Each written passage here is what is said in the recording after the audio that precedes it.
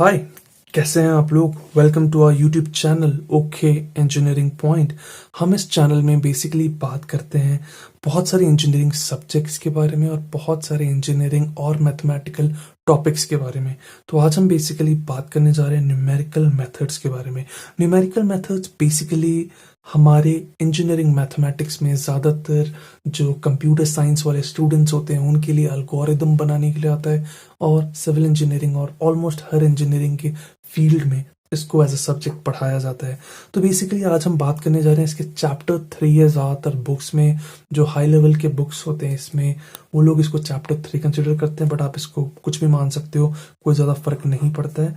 But हम जो आज बात करने जा रहे हैं वो है सॉल्यूशंस ऑफ जो system of linear algebraic equations के बारे में। अब इसमें बेसिकली ना दो मेजर तरीके होते हैं। जो पहला वे होता है वो होता है जिसमें इंक्लूड होते हैं Gauss elimination method, Gauss Jordan method, और तीसरा एलयू फैक्टराइजेशन मेथड। और इन मेथड्स को बेसिकली डायरेक्ट मेथड्स बोलते हैं, डायरेक्ट मेथड्स बोलते हैं। और जो दूसरा तरीका होता है उसको हम लोग आइट्रेशन मेथड बोलते हैं, जिसमें हम लोग आइट्रेशन निकालते हैं बहुत सारे इक्वेशंस की। और इसमें दो मेजर वो तरीके होते हैं, एक होता है जैकोबी मेथड और दूसरा होता है गॉस सीडल मेथड। ठीक है ना। तो आज हम बेसिकली आपसे फर्स्ट जो लेक्चर है इसमें बेसिकली आपसे बात करेंगे गॉस एलिमिनेशन मेथड के बारे में। तो चलिए हम इस पेपर को हटा दें यहाँ से और इसके नीचे रखने के लिए कुछ शीट्स ऑफ पेपर ले आए। तो हम जो आपसे बात करने जा रहे हैं गॉस एलिमिनेशन मेथड के बारे में। तो गॉस एलिमिनेशन मेथड में बेसिकली क्या होता है, वो इसमें क्या होता है, अगर आपने रैंक वाला चैप्टर पढ़ा होगा जो कि आपके और ज़्यादातर स्टूडेंट्स के जो जो सिलेबस में होता है वो होता है बेसिकली थर्ड और सेमेस्टर में कोई अगर सिविल इंजीनियरिंग कर रहा है। बट अगर आपने रैंक का कॉन्सेप्ट आपको अच्छे से पता है तो आप इस पर्टिकुलर क्वेश्चंस को आंख बंद करके भी कर सकते हो। ठीक है ना। तो यहाँ पे बेसिकली सिंपली रैंक का कॉन्सेप्ट लगेगा और हमें एक्स और वाई और जेड पता हो जाएगा बहुत सिंपली। ठीक है ना। तो अब हमें सबसे पहला जो स्टेप होगा, अगर आप रैंक के प्रोसेस को जानते हो तो अच्छी बात है, अगर आप नहीं जानते हो तो आप आज जान जाओगे। ठीक है ना। तो इसमें अगर हम इसको सोल्यूशन लिखें, राइट, और हम बताएं कि इसको हम लोग किस फॉर्म में देख सकते हैं। देखें, अगर हम इसको देखने की कोशिश करें तो हम इसको 2 1 3 2 3 1 4 2 3 इस तरीके से, और यहाँ पे एक्स वाई जेड और इक्वल्स टू 18 13 14 लिख सकते हैं, राइट। तो और इसको हम लोग क्या कह सकते हैं, a into x equals to b. हम इसको easily a into x equals to b कह सकते हैं, राइट।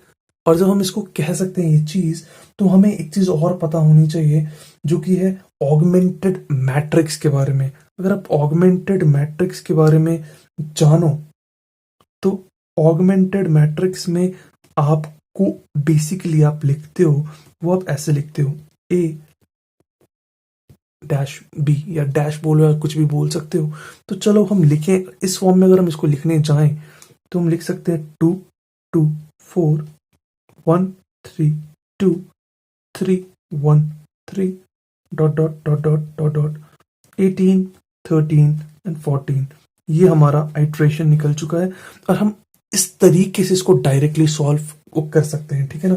तो अब बेसिकली हमें, अगर आपको रैंक वाले स्टेप्स पता है तो आप रैंक वाले प्रोसेस से इजीली इसको बना सकोगे। बट आपको रैंक नहीं मालूम है तो मैं इस सिंपल क्वेश्चन को अलग एक पेपर में फिर से आपको करके बताऊंगा, तो आप इजीली इसको समझ लोगे। ठीक है ना। तो चलो, आप बेसिकली इस वाले जो स्टेप है ना, इसमें आपको मैं एक चीज बता दूं, आपका जो 1 है ना, 1 एकदम ऊपर होना चाहिए। अगर आपका 1 एकदम ऊपर हुआ ना तो आप नीचे वाली चीज को, आपको बेसिकली क्या करना होगा, इस वाले स्टेप में इसको 0 बनाना है और इस वाले स्टेप में इसको 0 बनाना है, और हमें बस रो से डील करना है, कॉलम से डील नहीं करना है। ठीक है ना। अगर हम बस रो से डील करके यहाँ पे इसको और इसको 0 बना दो और इसको 0 बना दो, बट हमें इसको और इसको 0 बनाने में इजी होगा अगर ऊपर 1 होगा। हम आपको एग्जाम्पल के साथ आपको बता देंगे, फिर आपका कॉन्सेप्ट क्रिस्टल क्लियर हो जाएगा। ठीक है ना। अब मैं आपको इसलिए 0 लाने बोला, अगर आपने इसको और इसको 0 ले आया और इसको 0 ले आया तो ये होगा z और 3z इक्वल्स टू 4 जैसा एक कॉन्सेप्ट आ जाएगा। फिर यहाँ पे y plus z equals to 13 जैसा एक कॉन्सेप्ट आ जाएगा। फिर x plus y plus z equals to 18 जैसा एक चीज हो जाएगा, राइट। तो चलिए मैं आपको एक स्टेप बता देता हूँ। बेसिकली अब हम अगर लिखना चाहें तो मैं आपको लिख के बताता हूँ। बेसिकली जो इसमें फर्स्ट स्टेप होगा, हम इसी वाले में मैं आपको बता देता हूँ। हमें क्या करना है, R2 इज, हम R2 को R1 से चेंज कर दे रहे हैं, ठीक है ना जी। तो R2 को R1 से हमने चेंज कर लिया, तो हम इसको इस तरीके से लिख सकते हैं। ओके, तो हमने लिखा 1 3 2 13 2 2 4 18 और हमने बोला 3 1 3 14। हमने इसको इजीली लिख दिया है। तो ये लिखने के बाद अब हमारा जो मेजर ऑब्जेक्टिव था वो क्या था? हमारा मेजर ऑब्जेक्टिव था इसको और इसको जीरो बनाना और इसको जीरो बनाना, राइट। तो हम इसको और इसको जीरो बनाने के लिए एक चीज कर सकते हैं। हम ये कर सकते हैं कि हम R2 is equal to R2 minus 2R1 बोल सकते हैं and R3 is equal to R3 minus 3R1 कह सकते हैं। बहुत इजीली हम इस चीज को कह सकते हैं, राइट। तो हम आते हैं अपने नेक्स्ट स्टेप के ऊपर। हमने बोला 1 3 2 इज टू 13। अब हमारा फर्स्ट वाला तो सेम ही रहेगा क्योंकि हमने इसको चेंज ही नहीं किया है। अब हम जो दूसरे वाले को कह सकते हैं R2 माइनस 2R1, तो ये 0 हो गया जी। अब 2 माइनस 2R1 मतलब 2 माइनस कितना, 3 इंटू 2 मतलब होता है 6। अब 2 माइनस 6 कितना होता है, 2 माइनस 6 बेसिकली अपना होता है, तो 2 माइनस 6 बेसिकली होता है -4। और -4 हो जाने के बाद अगर आप सोचो 4 माइनस 2 इंटू 2 कितना होता है, 0 होता है, राइट। 4 माइनस 4 तो हमें पता है 0 ही होता है। और अगर हम बात करें 18 माइनस 3 इंटू R1 मतलब ये कितना हो जाएगा, 26 हो जाएगा। 18 माइनस 26 कितना होता है, 18 माइनस 26 माइनस 8 होता है बेसिकली। और हम आए अपने तीसरे स्टेप पे, R3 equals to R3 minus 3R1, ये 0 हो जाएगा। उसके बाद फिर हमने बोला 1 माइनस 9, क्योंकि 3 इंटू 3 हमने यहाँ पे बोल दिया है, तो 1 माइनस 9 कितना होगा, ये -8 होगा। उसके बाद फिर हमने बोला 3 माइनस 6 कितना होगा, क्योंकि हमने बोला 3 और यहाँ पे 2, तो 3 इंटू 2 होता है 6। 3 माइनस 6 कितना होगा, ये -3 हो जाएगा। और हम अगर अगले स्टेप पे आए तो 14 माइनस ऑफ 3 इंटू 13, 13 इंटू 3 39 होता है।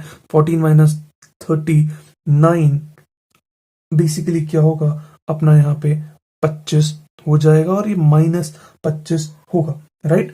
तो हम आते हैं, हमारा गोल ये है कि हम इसको 0 बनाएं इसकी मदद से, राइट। इसको 0 बनाएं इसकी मदद से, राइट।